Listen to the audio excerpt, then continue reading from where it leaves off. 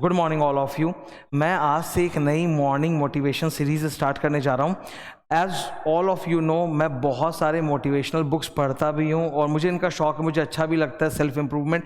और जब मुझे कोई बहुत अच्छी बुक मिलती है ना, तो मैं अपने सारे स्टूडेंट्स के साथ वो शेयर भी करता हूँ कि ये बुक तुम लोग को भी पढ़नी चाहिए। तो इसी श्रृंखला में मैं मॉर्निंग मोटिवेशन सीरीज स्टार्ट कर रहा हूँ। Today is my first video. ऐसे रेगुलर बेसिस पे और भी मॉर्निंग वीडियोज़ आते जाएंगे। ये तुमको हेल्प करेंगे, हर चीज़ में हेल्प करेंगे। मतलब आज अगर हम लोग कोई एक टफ कोर्स करते हैं ना, तो हम लोग को रेगुलरली सेटबैक्स और फेलियर्स का सामना करना पड़ता है। तो how do you overcome those setbacks और दोज फेलियर्स, उसी के लिए मैं एक बहुत अच्छी बुक रेकमेंड कर रहा हूँ। तुम अगर ये बुक खरीदना चाहो तो खरीदो, वरना इसके जो मेन आइडिया है वो मैं तुम्हारे साथ डिस्कस कर देता हूँ। बुक का नाम है mindset. I hope it is visible. ठीक है, mindset is the name of the book and the author is doctor Carol S Dweck. ठीक है, तो ये तुम गूगल कर सकते हो। You can purchase this book also. It's a very मतलब सिंपल, मतलब low cost book. I think 250 rupees or something. Now इस बुक के बारे में, जो इस बुक को मैंने पढ़ा, इससे बहुत मुझे पर्सनली फ़ायदा हुआ है। जैसे फॉर एग्जांपल, हम लोग जब पढ़ाई की दुनिया में होते हैं ना, तो वी आर रेगुलरली मतलब कॉम्पिटिटिव स्पिरिट होता है ना, we are regularly like pushed into competition. और बोलते हैं हम लोग कि कॉम्पिटिशन अच्छा होता है, अच्छा होता है, अच्छा होता है। लेकिन ना, कंपटीशन के नेगेटिव इफेक्ट्स भी होते हैं। कंपटीशन से आपका माइंड ऐसा हो जाता है कि आपको हर जगह, हर चीज़ में, चाहे वो पर्सनल लाइफ हो चाहे प्रोफेशनल लाइफ हो, you have to constantly prove yourself. You feel this need कि मेरे को साबित करना है कि मैं अच्छा हूँ, मैं बेटर हूँ। दैट सेंस ऑफ वैलिडेशन वो इतना ज़्यादा चाहिए, कोई हिसाब नहीं है। और हम लोग को ज़रा सा भी कुछ फेलियर हो जाता है ना, तो हम बर्दाश्त ही नहीं कर पाते। फेलियर तो होगा ही ना, फेलियर होता ही है। कुछ फेलियर्स होते हैं जो रिकग्नाइज्ड होते हैं और कुछ फेलियर्स होते हैं जो अनरिकग्नाइज्ड होते हैं। आज मैं उदाहरण के तौर पे बोलता हूँ। एक बिजनेसमैन है, उसने एक नया बिजनेस वेंचर स्टार्ट किया या एक नया प्रोडक्ट स्टार्ट किया, वो नहीं चला, पर ये फेलियर किसी को पता नहीं चलेगा। On the other hand, exam में अगर एक स्टूडेंट फेल हो जाए ना, ये सारी दुनिया में डंका बज जाएगा कि भाई वो उस एग्जाम में फेल हुआ है। तो कुछ फेलियर्स बहुत ज़्यादा मतलब एकदम प्रोनाउंस्ड होते हैं, जो सबको दिखता है कि वो फेल हो गया, फेल हो गया। और कुछ फेलियर्स ऐसे होते हैं जो दिखता नहीं है। फेलियर पर्सनल जीवन में भी होते हैं, पर्सनल जीवन में नहीं होते। अब मैं बॉयफ्रेंड गर्लफ्रेंड का एग्जांपल ही दूंगा, पर तुम समझ रहे हो मैं क्या बोलना चाह रहा हूँ। पर्सनल लाइफ में भी फेलियर्स होते हैं, प्रोफेशनल लाइफ में फेलियर्स होते हैं। सम फेलियर्स आर मोर प्रोनाउंस्ड और कुछ फेलियर्स हिडन रह जाते हैं, बट फेलियर्स होते हैं। और फेलियर का जो एक सेटबैक इफेक्ट होता है ना, वो बहुत बहुत बहुत डेंजरस होता है। वो आपको आपके रेगुलर वर्क से हटा देता है। काम तो करना ही पड़ेगा, अल्टीमेटली कर्म से ही तो हम लोग को जो भी आउटपुट या आउटकम एक्सपेक्ट करते हैं, जो फल हमें चाहिए, वो तो कर्म करने से ही आएगा।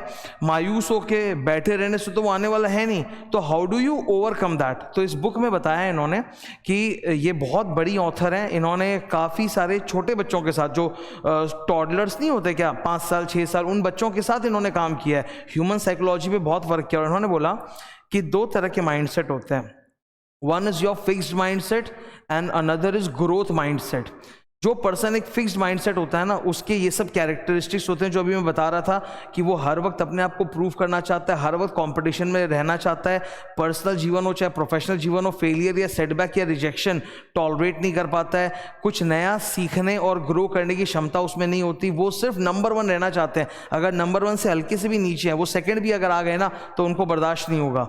और काफ़ी हद तक मैं भी इस प्रॉब्लम से मतलब पीड़ित हूँ। मतलब मेरे को भी यही साइकोलॉजिकल प्रॉब्लम है and I am trying to overcome this. Because अब ये बुक मेरे हाथ लगी, मैं इसको पढ़ रहा हूँ, इसके प्रिंसिपल्स देख रहा हूँ। तो प्रिंसिपल्स को पढ़ना अलग होता है और उसको निजी जीवन में फॉलो करना अलग होता है। तो फॉलो करने में टाइम लगता है। एक दिन में मेरा साइकोलॉजी में चेंज नहीं कर पाऊंगा, पर येस, आई एम ट्राइंग कि I should also shift from fixed mindset to growth mindset. Growth mindset के कैरेक्टरिस्टिक्स क्या होते हैं? These people always believe that they can grow. They believe that there is no number 1। अगर ये number 2 भी आए तो उनको कोई दिक्कत नहीं। ये बोलते हैं ठीक है ना, और मेहनत करेंगे, अच्छा हम नंबर 1 बनेंगे।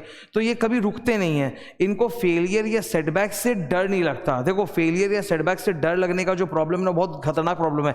ये आपको कोई भी नया प्रोजेक्ट, नया चीज़ करने से रोकता है। जब हम कोई लाइफ में अगर आगे बढ़ना है, ग्रो करना है, तो you have to take bold decisions. नया कुछ करना ही पड़ेगा। उसके बिना तो तुमको पता नहीं चलेगा ना कि तुमको सक्सेस मिलेगी कि फेलियर मिलेगी। वो करने के बाद ही पता चलता है। आप पहले कितना ही एनालिसिस कर लो, आई एम टेलिंग यू वो नहीं वर्क करता। वो पोस्ट फैक्टो बेसिस में जब रिजल्ट्स आते हैं, आउटकम आते हैं, तभी पता चलता है कि डिसीजन सही था या गलत था।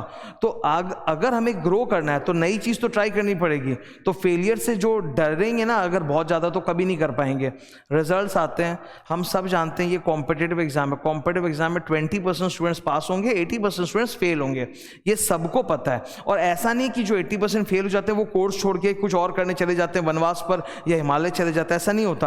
Those students again appear in the next 6 months examination, और 20% जो पास हो रहे हैं वो सारे फर्स्ट अटेम्प्टर्स नहीं है, उसमें फर्स्ट है, सेकंड है, थर्ड है, फोर्थ है, सभी स्टूडेंट्स निकलते हैं। तो एक ना एक दिन सब निकलते ही हैं, करते करते करते, बस निकलता वो है।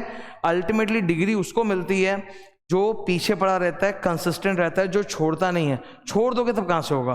तो ये बुक उस चीज़ में तुमको बहुत हेल्प करेगी, तुमको समझाएगी कि व्हाट इज ग्रोथ माइंडसेट, कि हमारा एटीट्यूड ऐसा होना चाहिए कि I don't want to be a topper, I want to be a learner, I will continuously learn from my failures and grow and grow and grow. तो वो failure को ना बहुत ज़्यादा अपने ऊपर हावी होने नहीं देते। Plus they don't need to prove themselves in family और आउटसाइड। उनको ये अर्जेंसी नहीं होती कि हमको हर वक्त किसी की वैलिडेशन चाहिए या प्रूफ करना है। तो उस लिहाज से मैं बता रहा हूँ रियली ग्रेट बुक है। ये सब छोटी छोटी जो कैरेक्टरिस्टिक्स होते हैं ना, क्वालिटीज़, इनका अल्टीमेटली लॉन्ग रन में बहुत बड़ा तुम्हारे ऊपर इफेक्ट आएगा, तुम्हारे परफॉर्मेंस पे इफेक्ट आएगा, तुम्हारे पर्सनल लाइफ पे इफेक्ट आएगा। तुम जब देखो लाइफ में बता देता हूँ बहुत कंपटीशन है, बहुत सब परेशानियाँ हैं। तुम जॉब में जाओगे, आज एकेडमिक दुनिया में हो तो एकेडमिक्स तुमको हार्ड लगता होगा, पर जब तुम जॉब में जाओगे पता चलेगा अरे बाप रे वो तो और भी भयंकर है, वहाँ तो और भी पॉलिटिक्स है, वहाँ तो सब तुम्हारे परफॉर्मेंस पर डिपेंड भी नहीं करता है, ठीक है, बहुत ज़्यादा प्रॉब्लम्स। तो अगर तुम्हारा एटीट्यूड और ये माइंडसेट सही नहीं होगा ना तो तुम टीम में सर्वाइव नहीं कर पाओगे, अपने ऑफिस में ग्रोथ नहीं मिलेगी, प्रमोशन नहीं मिलेगी। You will just keep on skipping and hopping and jumping from one company to another company and another company. तो कभी ना कभी तो वो सिलसिला थमेगा ही। तो माइंडसेट और एटीट्यूड ठीक करने की बहुत ज़्यादा ज़रूरत है।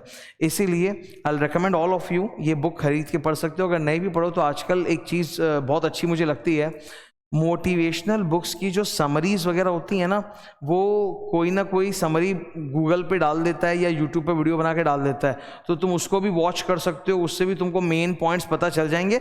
And if you have time you should buy this book, ठीक है।